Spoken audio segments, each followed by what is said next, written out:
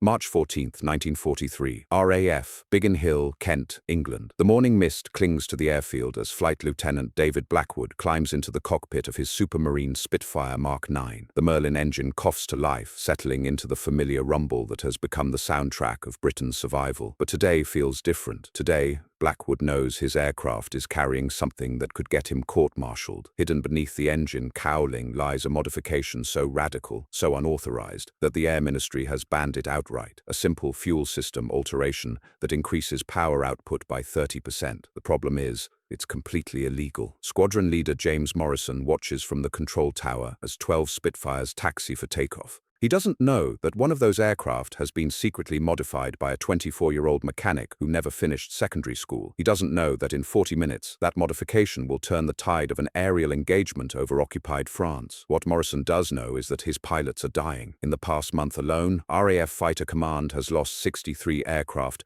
to the improved Focke-Wulf 190s. The German fighters are faster, climb better, and carry heavier armament. British pilots return from missions with fuel tanks punctured, engines smoking, and stories of enemies that simply outrun them when the fight turns ugly. The mathematics of aerial combat are brutally simple. Speed equals survival. The aircraft that can accelerate fastest, climb highest, and maintain power longest controls the engagement. Everything else, pilot skill, tactical positioning, ammunition load, becomes secondary when your opponent can simply fly away from trouble. The Spitfire Mark 9 was supposed to solve this problem. Powered by the Merlin 66 engine producing 1,720 horsepower, it represented the pinnacle of British fighter design. But the Focke-Wulf 190A-4 with its BMW radial engine could still outpace it in level flight and climb away from combat when damaged. Royal Aircraft Establishment engineers worked around the clock seeking solutions. Higher octane fuel, improved supercharger boost, modified propeller pitch. Nothing provided the decisive edge needed to match German performance.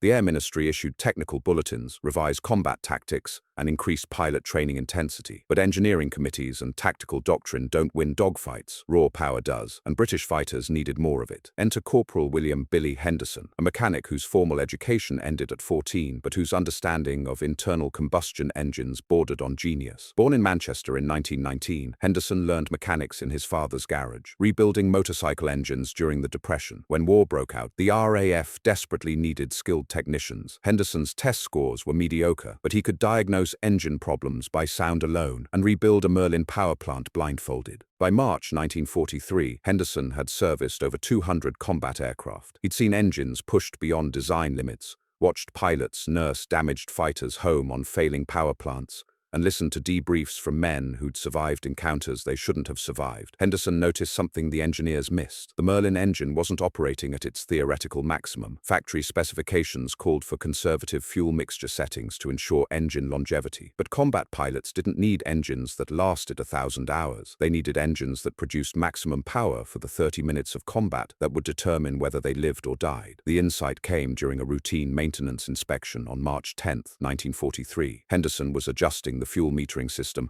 on Flight Lieutenant Blackwood's Spitfire when he realized the mixture control was set for optimal fuel economy rather than maximum power output. The Merlin richer fuel mix 66 could burn significantly chores without damage, but doing so would require bypassing multiple safety systems built into the aircraft. Henderson spent 3 nights studying technical manuals, calculating fuel flow rates, and designing modifications that would allow pilots to temporarily override factory fuel mixture settings. His solution was elegant and terrifying. A simple switch hidden beneath the instrument panel would activate an auxiliary fuel line feeding pure high-octane aviation gasoline directly into the engine's intake manifold. The extra fuel would create a richer mixture, higher combustion temperatures, and approximately 30% more horsepower for brief periods. The modification violated Air Ministry Regulation AM 2847, which prohibited unauthorized alterations to aircraft fuel systems. It also voided the engine manufacturer's warranty, created potential fire hazards, and could cause catastrophic engine failure if used incorrectly. Henderson didn't care. He'd watched too many good pilots die because their aircraft couldn't match German performance. On March 12th, Henderson approached Flight Lieutenant Blackwood after the evening briefing. Blackwood was 26 years old, a veteran of the Battle of Britain, and had shot down 11 German aircraft. He was also frustrated by recent encounters where superior enemy speed had allowed German fighters to escape after inflicting damage on RAF formations. Henderson's proposal was simple: install the fuel modification on Blackwood's aircraft for testing. If it worked, they'd have proof the system was viable. If it failed, Henderson would face court-martial alone. Blackwood studied the crude diagrams Henderson had sketched on the back of a maintenance log. The concept was sound, but the risks were enormous. The installation took 6 hours of nighttime work in a remote hangar. Henderson and 2 trusted mechanics, Sergeant Eddie Walsh and Corporal Tommy Brennan, worked by flashlight to avoid attracting attention. They spliced additional fuel lines into the existing system, installed a manual override switch, and rigged a primitive fuel flow indicator that would warn if the engine was receiving too much additional fuel. The test flight was scheduled for March 14th during a routine combat air patrol over the English Channel. Blackwood would engage the modification only if combat conditions warranted the risk. The system was designed for emergency use, providing maximum power for no more than 5 minutes before potentially causing engine damage. As Blackwood's formation crossed the French coast at 28,000 feet, German radar stations tracked their approach. Luftwaffe controllers scrambled 8 Focke-Wulf 190s from Abbeville-Drucat airfield. The stage was set for an engagement that would test Henderson's illegal modification under the most demanding conditions possible. What happened next would challenge everything the Air Ministry believed about fighter aircraft performance. The German pilots approaching that morning were experienced veterans flying aircraft they considered superior to anything the RAF could field. They had no idea they were about to encounter a Spitfire capable of performance that defied every technical specification in existence. Flight Lieutenant Blackwood's hand moved toward the concealed switch Henderson had installed. In 30 seconds, he would either prove that a mechanic's unauthorized modification could revolutionize aerial combat, or he would die in a fireball 28,000 feet above occupied France. The German fighters were climbing toward him at maximum power, confident in their aircraft's superior performance. They were about to learn that sometimes the best innovations come not from engineering committees or official development programs, but from mechanics who understand that rules exist to be broken when lives hang in the balance. The engagement began at 0947 hours, 12 miles southeast of Calais. Oberleutnant Hans Müller led the German formation, 8 Focke-Wulf 190A4s climbing steadily toward the British fighters. Müller was a 43-kill ace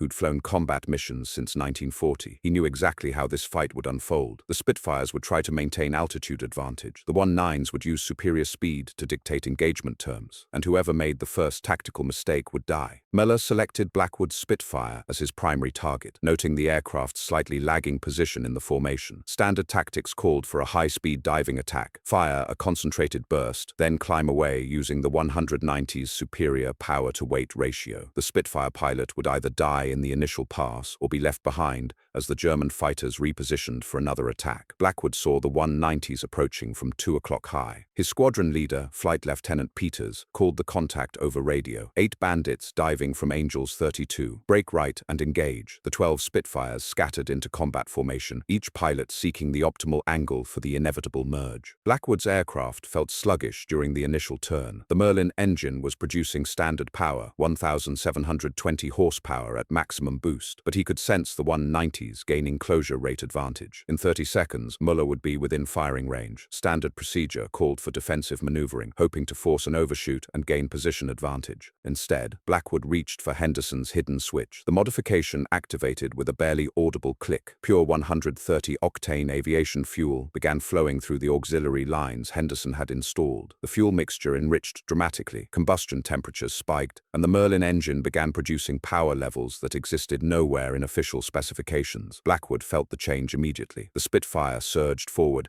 as if released from invisible bonds. The climb rate increased from 4,100 feet per minute to over 5,300 feet per minute. Airspeed jumped from 380 miles per hour to 485 miles per hour in level flight. The aircraft was performing like a machine 30% more powerful than anything the Germans expected to encounter. Müller lined up his gun sight and pressed the trigger. His 4 20mm cannons and 2 13mm machine guns erupted in a concentrated burst aimed at where Blackwood's Spitfire should have been. But the British fighter wasn't there anymore. It had accelerated beyond Müller's lead calculations, climbing at an angle that defied everything the German pilot knew about Spitfire performance characteristics. Blackwood reversed his climb into a diving turn, using the modification's power surge to maintain energy while maneuvering. His 8.303 Browning machine guns raked Müller's 190 from nose to tail. Cannon shells punched through aluminum, severed control cables, and shattered the cockpit canopy. Müller's aircraft rolled inverted and dove toward the channel, streaming coolant and engine oil. The remaining German pilots watched in disbelief as Blackwood's Spitfire continued maneuvering at speeds they'd never seen from British aircraft. Unteroffizier Franz Weber, flying Mueller's wingman position, attempted a head-on attack. The 190's superior armament should have made this engagement suicidal for the Spitfire pilot. Weber fired first, his cannons reaching out at 800 yards. But Blackwood's aircraft was closing faster than Weber had calculated. By the time the German pilot realized his mistake, the Spitfire was inside minimum range, its machine guns chattering at point-blank distance. Weber's engine exploded. His fighter cartwheeled into the sea, trailing a column of black smoke. The engagement lasted 14 minutes. When it ended, 5 German fighters had been destroyed and 3 damaged. RAF losses: 0 aircraft, minor damage to 2 Spitfires. The German survivors fled toward France, reporting encounters with a new British fighter variant that exhibited impossible performance characteristics. Blackwood landed at Big Hill with his fuel tanks nearly empty and his engine temperature gauges reading dangerously high. Henderson met him at the aircraft, watching steam rise from the engine cowlings. The modification had worked perfectly, but the Merlin power plant had operated at the absolute edge of mechanical failure. The post-flight inspection revealed the cost of Henderson's 30% power increase. Cylinder head temperatures had exceeded safe limits, spark plugs showed signs of pre-detonation, and the supercharger bearings required immediate replacement. The engine would need a complete overhaul before the aircraft could fly again. But Blackwood was alive, and 5 German fighters weren't. Word of the engagement reached Squadron Leader Morrison within hours. The combat report described Spitfire performance that contradicted every technical specification in existence. Morrison reviewed the gun camera footage 3 times, watching Blackwood's aircraft maneuver at speeds that should have been impossible. The investigation began immediately. Morrison interrogated Blackwood, reviewed the aircraft's maintenance logs, and ordered a complete inspection of the Spitfire's systems. Henderson watched from across the hangar as technical officers crawled over his modified aircraft, measuring fuel lines, testing electrical connections, documenting every unauthorized alteration. By evening, Henderson was standing at attention in Morrison's office, facing charges that could result in court-martial and imprisonment. The squadron leader held Henderson's crude modification drawings, studying the fuel system bypasses, with the expression of a man trying to understand something that defied military regulations. Henderson, Morrison said quietly, you've violated approximately 14 different Air Ministry technical orders. You've endangered an aircraft worth more than most people earn in a lifetime. You've performed unauthorized modifications that could have killed Flight Lieutenant Blackwood and destroyed valuable military equipment. Henderson remained silent, knowing anything he said would only worsen his situation. Morrison continued, you've also created a system that just allowed one of my pilots to shoot down 5 German fighters in a single engagement. So I'm faced with a decision. Do I court-martial you for breaking regulations, or do I recommend you for commendation for saving British lives? The room fell silent except for the distant sound of Merlin engines warming up for the evening patrol. Henderson finally spoke, his voice barely above a whisper. Sir, the modification works, but it's dangerous. The engine won't survive extended use. It's only good for emergency situations. Morrison nodded slowly. How many aircraft could you modify by tomorrow morning? Henderson blinked, certain he'd misheard the question. Sir, you're not going to court-martial me? Morrison smiled grimly. Henderson, the Germans just lost 5 fighters to 1 Spitfire. If your modification can do that consistently, I don't care if it violates every regulation ever written. How many aircraft? Henderson calculated quickly, with help from Walsh and Brennan, working through the night, maybe 6 aircraft. But sir, the engines will require complete overhauls after every combat mission. The modification burns out components faster than we can replace them. Then we'll replace them, Morrison replied. The RAF has plenty of engines. What we don't have is pilots. If your system keeps my men alive long enough to win this war, I'll personally defend it to the Air Ministry. What happened next would transform the entire conflict in Western Europe. But first, the modification had to survive its greatest test yet, because German intelligence had already begun analyzing the wreckage of their destroyed fighters, and they were about to discover something that would change their entire approach to aerial combat. The German investigation began within hours of the surviving fighters landing at Aberwil-Druckat. Hauptmann Klaus Dietrich, Luftwaffe technical intelligence officer, studied the gun camera footage from Weber's aircraft with growing alarm. The film showed a Spitfire performing maneuvers that violated everything German engineers understood about British fighter capabilities. Dietrich ran the footage in slow motion, measuring closure rates, climb angles, and acceleration curves. The data was impossible. According to German intelligence files,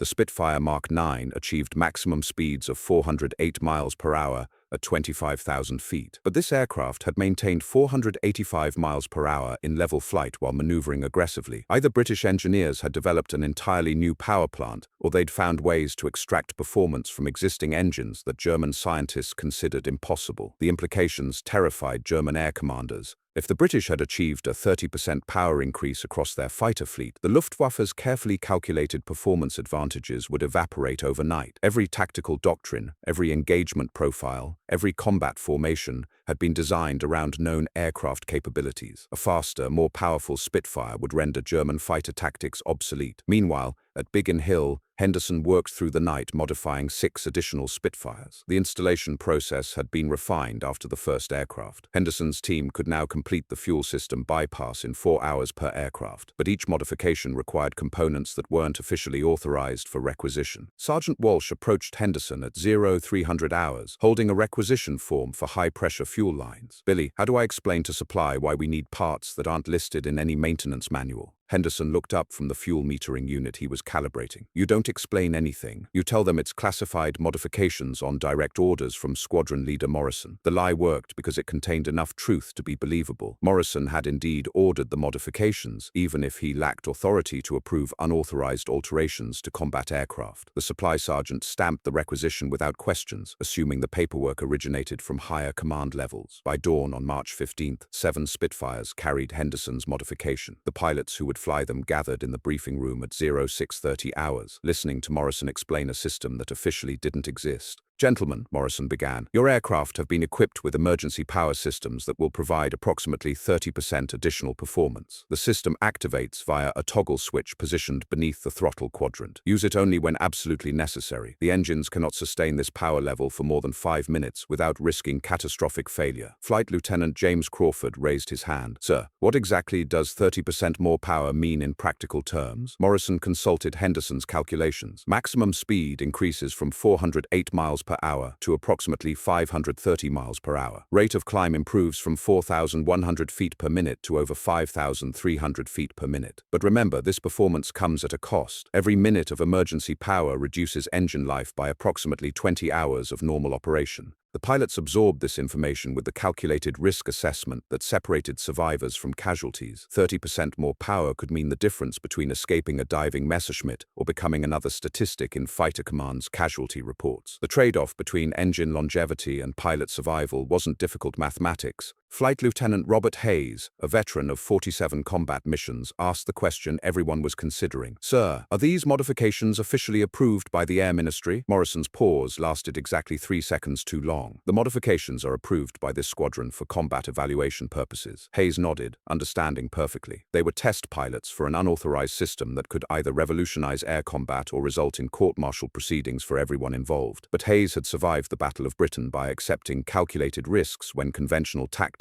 proved inadequate. This felt like another calculated risk worth taking. The morning patrol launched at 0745 hours. 7 modified Spitfires climbed toward 30,000 feet, their pilots acutely aware they were flying aircraft that performed beyond official specifications. Henderson watched from the control tower as the formation disappeared into scattered clouds, knowing that each engine was carrying modifications that existed nowhere in Rolls-Royce technical documentation. German radar operators tracked the British formation's approach toward the French coast. Luftwaffe controllers at Jever scrambled 12 Focke-Wulf 190s under the command of Major Wilhelm Schneider, a 62-kill ace who'd flown combat missions since the Spanish Civil War. Schneider expected routine engagement parameters, British fighters maintaining altitude advantage, predictable performance limitations, standard combat duration before fuel considerations forced withdrawal. He had no advance warning that RAF Fighter Command was about to demonstrate capabilities that would require German tactical doctrine to be completely rewritten. The engagement began at 0823 hours, 15 miles northwest of Le Havre. Schneider's formation climbed toward the Spitfires, expecting to use superior speed and firepower to dictate combat terms. The German pilot selected Flight Lieutenant Hayes' aircraft as his primary target, noting the Spitfire's defensive positioning at the formation's trailing edge. Hayes saw the 190s approaching from 4 o'clock low. Standard defensive procedure called for a climbing turn to maintain altitude advantage while the German fighters attempted to close distance. Instead, Hayes activated Henderson's modification and dove directly at Schneider's formation. The Spitfire's acceleration stunned the German pilots. Hayes's aircraft gained speed faster than any Spitfire they'd previously encountered, closing from 800 yards to firing range in seconds rather than the expected minutes. Schneider attempted evasive maneuvers, but his 190 couldn't match the modified Spitfire's sudden performance advantage. Hayes opened fire at 300 yards, his 8 machine guns raking Schneider's aircraft from engine to tail. The German pilot felt his fighter shudder under the impact of multiple hits. Control surfaces seized, hydraulic fluid sprayed across the cockpit canopy, and the BMW radial engine began missing on 3 cylinders. Schneider's wingman, Lieutenant Erich Hoffmann, attempted to assist by attacking Hayes from the beam, but 2 more modified Spitfires, flown by Crawford and Flight Lieutenant Peter Mason,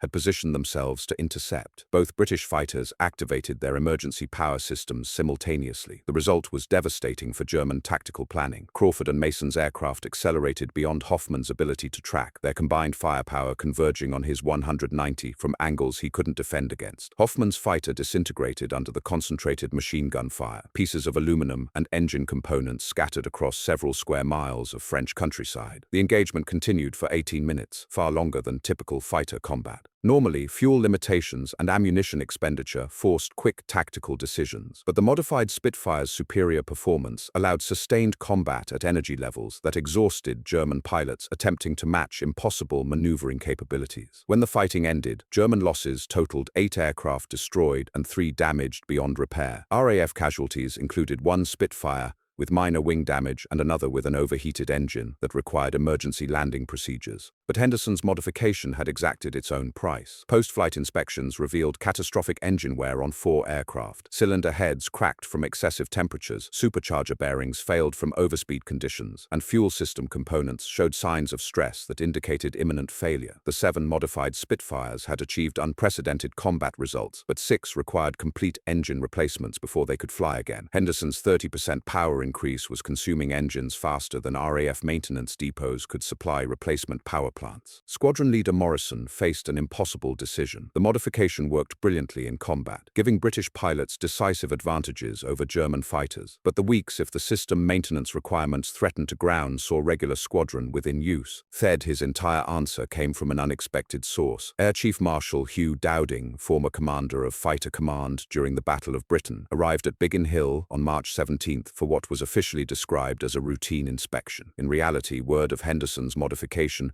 had reached the highest levels of RAF command structure. Dowding spent 2 hours reviewing combat reports, examining Henderson's technical drawings, and interviewing pilots who'd flown the modified aircraft. His questions focused not on regulations or authorizations stood at rigid procedures, but on tactical effectiveness and strategic implications. Henderson fuel system bypass had attention as Dowding studied the design. The air examined manual auxiliary fuel lines, override switches, and calculate he traced power-to-weight ratios in head.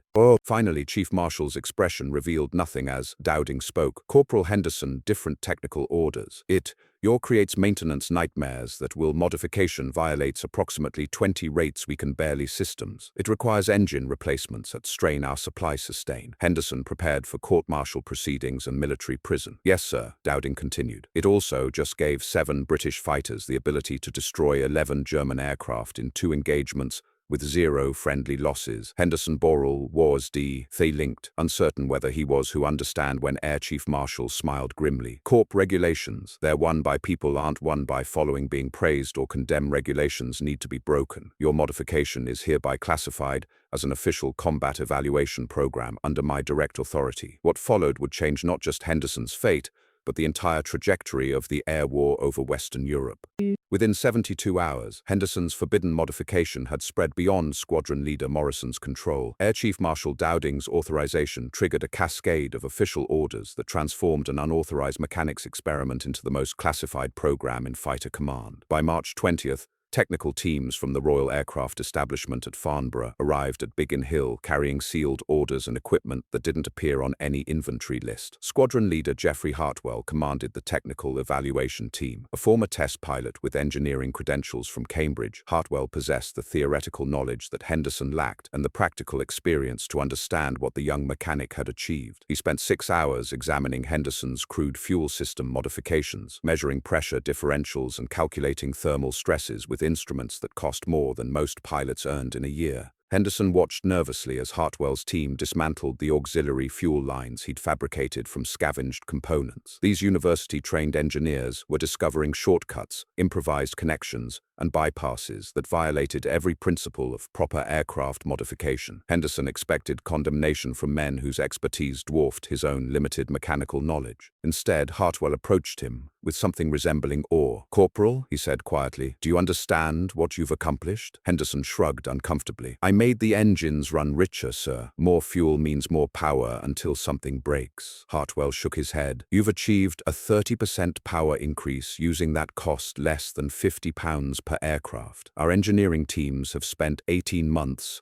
and nearly £1 million trying to accomplish the same result. Your modification works better than systems we've designed, using the finest precision components available." The implications extended far beyond Henderson's mechanical ingenuity. German intelligence networks throughout occupied Europe had begun reporting unprecedented British fighter performance. Luftwaffe pilots returning from combat described encounters with Spitfires that defied every technical specification in German files. Aircraft that accelerated like rockets, climbed like homesick angels, and maintained power outputs that should have been mechanically impossible. Oberst Heinrich Beermann, Luftwaffe operations officer for Luftflotte 3, studied pilot debriefs with growing alarm. The reports were consistent across multiple combat zones, British fighters demonstrating sudden performance improvements that suggested either revolutionary engine development or modifications to existing power plants that German engineers considered unfeasible. Beermann's technical staff calculated that achieving 30% power increases would require fundamental changes to fuel injection systems, supercharger configurations, or combustion chamber designs. Such modifications would take months of development and testing, followed by factory implementation across hundreds of aircraft. The British couldn't have accomplished this without German intelligence detecting massive industrial activity, yet combat results provided undeniable evidence that something had changed dramatically in RAF fighter capabilities. German loss rates had tripled in sectors where the enhanced Spitfires operated. Experienced pilots reported being outmaneuvered by aircraft they'd previously considered inferior. Tactical advantages the Luftwaffe had maintained for months evaporated in days. Meanwhile, Henderson faced challenges that threatened to destroy his modification before it could reach full implementation. The auxiliary fuel system's success created demands that exceeded his ability to supply. Fighter squadrons across southern England requested the modification. Group commanders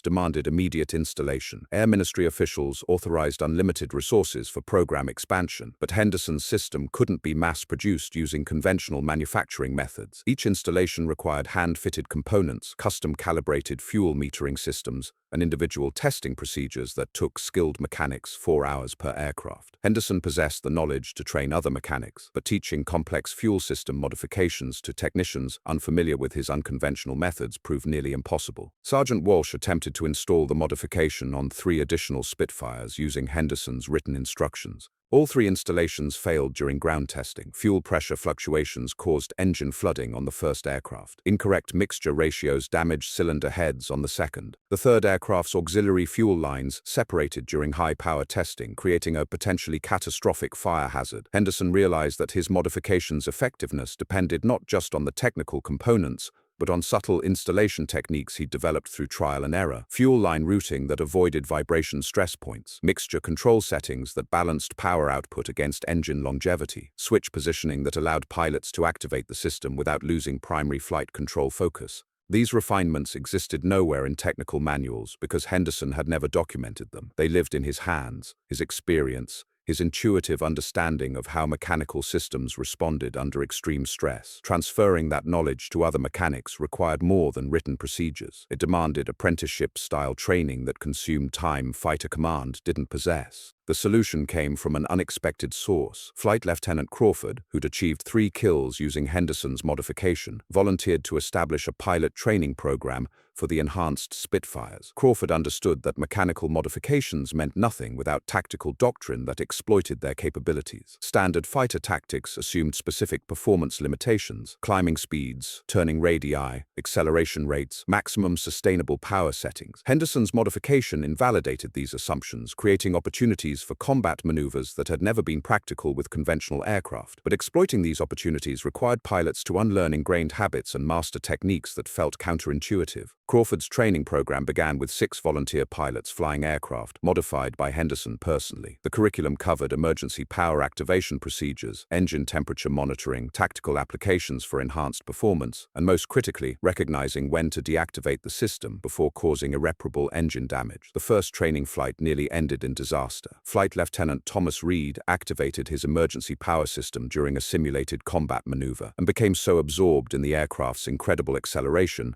that he forgot to monitor engine temperatures. Only Crawford's radio warning prevented catastrophic engine failure that would have killed Reed and destroyed valuable equipment. Reed landed with cylinder head temperatures exceeding maximum safe limits and fuel consumption rates that had nearly emptied his tanks during a 20-minute flight. Henderson spent 4 hours explaining why emergency power required constant attention to instruments pilots normally ignored. The modification wasn't just about activating a switch. It demanded understanding the delicate balance between performance and mechanical survival. By March 25th, Henderson had personally trained 12 mechanics and supervised modifications to 43 Spitfires across 7 squadrons. Each installation remained a custom fabrication project requiring his direct involvement. The program was succeeding tactically but failing logistically. German fighters were avoiding combat with modified Spitfires, but Henderson couldn't produce enhanced aircraft fast enough to achieve strategic impact. The breakthrough came when Squadron Leader Hartwell's engineering team completed their analysis of Henderson's modification and proposed manufacturing solutions that would enable mass production. Instead of hand-fitted auxiliary fuel lines, precision-manufactured components could be installed using standardized procedures. Rather than custom-calibrated mixture controls, factory preset systems would deliver consistent performance across all aircraft. Henderson never received official recognition for his modification that changed the course of aerial warfare over Europe. No medal ceremony, no promotion to commissioned rank, no mention in official RAF histories. When the war ended in 1945, he returned to Manchester and opened a small garage, rebuilding civilian engines with the same intuitive genius that had once terrorized German fighter pilots. He rarely spoke about his wartime service, deflecting questions with a shrug and the comment that he'd simply adjusted some fuel lines when adjustments were needed. But every Spitfire pilot who survived combat using Henderson's forbidden modification knew the truth. Sometimes the greatest innovations don't come from engineering committees or official development programs. Sometimes they come from mechanics who understand that when lives hang in the balance, regulations exist to be broken.